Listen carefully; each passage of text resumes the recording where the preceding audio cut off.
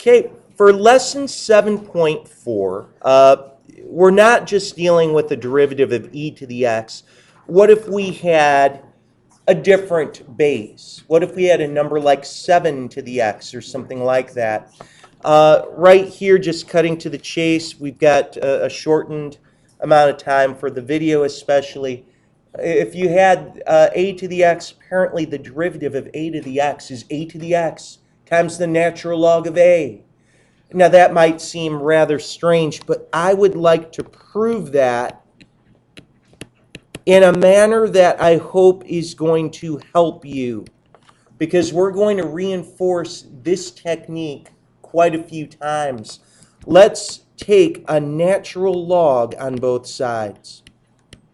Sometimes kids will think, why on earth would you ever do that? One of the most powerful properties is you can take that power and drop it down in front. Drop it like it's hot, as we say. So we've got the natural log of y is equal to x, natural log of a. All of a sudden, that x is no longer raised way up high. It's on a level playing field. The natural log of a, though, is a constant. It's just some number like 3 point whatever. Or it could be 5.895, roughly. Whatever. It's a constant, though. So if I take the derivative, good review, implicit differentiation on the left side, what's the derivative of natural log of y? 1 over y, dy dx. And on the right side, well, x is the only function of x here. The derivative of x is 1. And here's that constant left in front. If I would have told you it was 5.83x, and if I said take the derivative, you'd say, oh, it's 5.83. That's effectively what's happening. And now what? You could say, well, wow, I'd really like to solve for dy dx. Well, then you'd have to multiply by y. What was y, though, in the very beginning of the problem? A to the x. Oh, would you look at that? That's our proof. So, of course, with Roman numeral number 2, right next here where I'm touching, what if you had some function plugged up in there? Well, a to the u, you'd get a to the u, natural log of a, derivative of the inside, du dx. This is just the chain rule in the most general sense. So, let's see if we can, nice and quickly, take some derivatives. The derivative of 4 to the x, according to this pattern, would be 4 to the x times the natural log of 4, and we are done. You'd look right here at 3 to the tangent of x. You'd think, oh my gosh, how do I do that? Well, 3 to the tangent of x times ln of 3. Chain rule, derivative of the inside, derivative of tangent is secant squared of x. And we're done. Nice. Now what? Well, we come right here, and sometimes kids get a little bit upset, and they'll say, oh, no, I was right with you, and now you're giving me this integral of a to the x dx, and you're saying it's 1 over the ln of a to the x plus c. Sometimes kids are like, I'm not sure I see that. Here's a little quasi-proof, so to speak. Let's just say that you wanted to look at a to the x dx, and you look inside and you'd say, oh no, I want to take an antiderivative. Oh my goodness, if only there was a natural log of a inside. That would look so much nicer. We can make it so. But then you'd have to counterbalance it. Someone could say, you just can't throw a natural log of a in there. You just multiplied by the natural log of a on the inside. You'd say, oh yeah, that's right. It's just a constant. How about I divide by it? And then you'd say, what's this thing right here? What's the antiderivative of a to the x ln of a? You'd say, we just saw that. It's a to the x. But now you've got that 1 over ln of a out in front. That's what's happening. That 1 over natural log of a is like the counterbalancing that is occurring. Okay? And you can always do that. If it's more helpful to think that way, you certainly may. So, as we're working through a problem right here, for example, 2, you can say, wow, this doesn't look nearly as nice and simple as we just saw. No, probably not. Number 1 technique for integration, though, is Yes, you guys know it. What do you think we might let u equal here? Negative x squared. You'd say, oh, if only we could just have a 3 to a u. That looks so much simpler. Well, yeah, let's see. Du would be negative 2x dx. And that would mean that dx would be du all over negative 2x. And this integral then would become x times 3 to the u. And our dx, if we resubstituted that all in there, would get du all over negative 2x. And our x's nicely cancel out. Let me just continue my work over here. I've got a negative 2 in that denominator. How about we just factor that out? And now, guys, if you want to do the same trick that I did earlier, you could.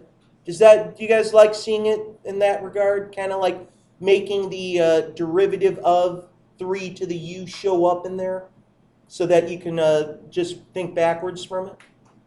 I mean, you can either go straight from the formula, or you could say, oh, wow, you know what? I'd really like to see a natural log of 3 in here so I can say, hey, I know that is a derivative of 3 to the u.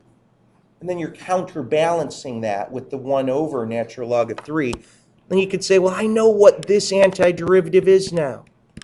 Guess what that is? It's plain and simply 3 to the u. Now, of course, you could have just followed through with the formula. That would work too. But last step, you got to plug in for u. What was u again? It was negative x squared. And there you have it. Negative 1 over 2 natural log of 3 times 3 to the negative x squared plus c. Okay? All right. Well, we took derivatives of the natural log. Who's to say that we always have to be working with the natural log? We very well might be working with the log base 5 of x.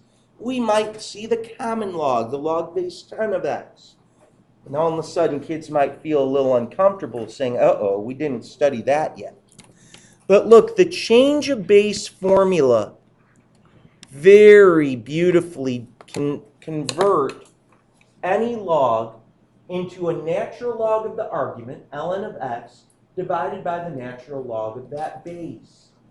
And then you can real quickly come right over here to this theorem for bullet point 1 and say, well, wow, even though I didn't have a formula for log base a of x, how about we do the change of base? We make it natural log of x over natural log of a.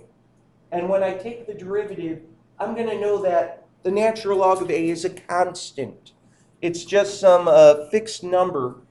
And you can even, if you'd like to, this is more or less what's happening right here, guys. They're saying you could, if you want to, envision that that constant is even pulled out in front if you'd like. And then the derivative of the natural log of x is just 1 over x. You've got your constant out in front. You might remember that our derivative of natural log of x also was going to hold true even if we had the absolute value of x in there. And that is definitely the exact same pattern that we see in general. So let's go right over here to number 3 and see if perhaps we could take a derivative. And I think what scares kids at first for number 3 is they'll say, well, you didn't write what base is down there. And what base really is down there? A 10. And of course, you could very quickly say, well, a power out in front can be pulled down. That could make life look so much easier. This becomes 5 log base 10 of 3x squared plus 2. And, we're supposed to find the equation of the line tangent to f at x equals 5. We'll get to that in just a moment. Of course, we need a derivative. And you look at this and you go, oh, wow, if only we had a natural log, then we could deal with this. And make it so. Let's change the base. Natural log of 3x squared plus 2 divided by the natural log of 10. A wonderful change of base formula.